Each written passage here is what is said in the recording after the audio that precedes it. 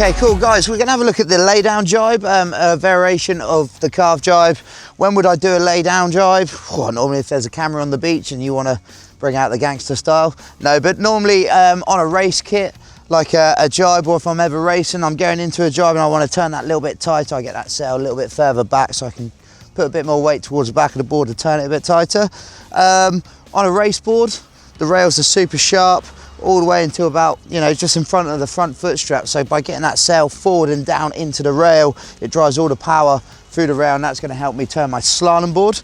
And also to help me ditch the power, like normally when you're racing or you've got a powerful sail, you're normally sailing super overpowered. So if you go into a normal jibe, sometimes you may find it's quite hard. By laying down the sail that little bit more, the wind goes straight over the top. And helps you control that power. Now, the disadvantage of the lay down jibe where people go wrong is normally they lay down the law and they keep it there and they do a downwind 360, but that's all right because we've got a downwind 360 video, I think next up, so keep an eye on that one. Or the other common mistake is when people lay down the sail and they go to bring the sail back up, they can't get it back up and they always keep the sail in the water and it stays there. So I'm going to give you a few top tips on how to lay down the law a bit more, get that sail low, and also how to get it back up into that rig flip and that carving position. Okay, so the key is to make sure you got your backhand really far down the boom, okay, because we're going to oversheet the sail.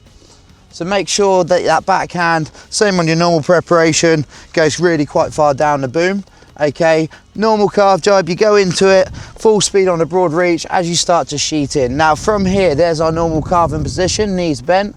What I'm gonna do is try and skim the boom into the water. So by looking at the back of the boom,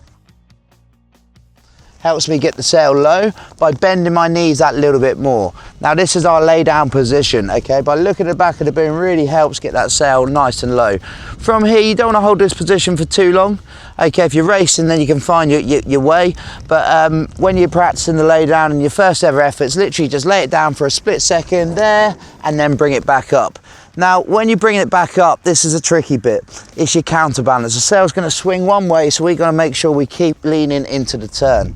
Okay, and normally with a calf jibe, we normally bring the sail across with our front arm. Well, if I do that now, what happens is the sail hits the water and then I go out the front door. What I need to do, because I've brought the sail back, is I need to swing it forward, then up and around. So it goes from there, there's our lay down position, our ching ching, code that moment. Okay, and then from there, what I'm going to do is swing the sail forward and across. Okay, now your counterbalance, when people do actually get that right, okay, they normally find their board does this funny S-ing.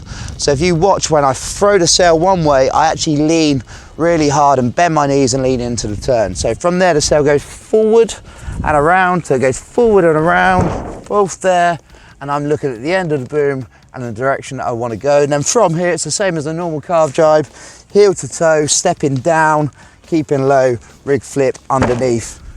Boom, the lay down jibe. Go and lay down the law, okay, and see how you get on. Key things is just make sure you bring that sail back for a split second and then bring it forward. Lay down.